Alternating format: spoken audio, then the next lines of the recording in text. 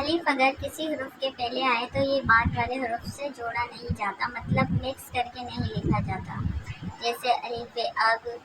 لیکن اگر الف کسی حرف کے بعد میں آئے تو یہ جوڑا جائے گا، یعنی جوڑ کے لکھا جائے گا، جیسے بے الف با، بے الف با با، بے الف با دال ساکن باد۔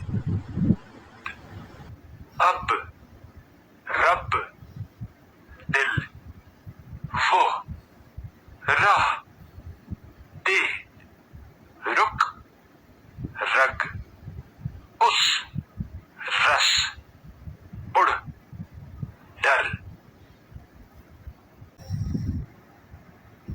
دم، در، دف، رش، دک، دل، دن، اے، دو، دم، دا، دس، ورق، دری، ادب، زرد، ادرک۔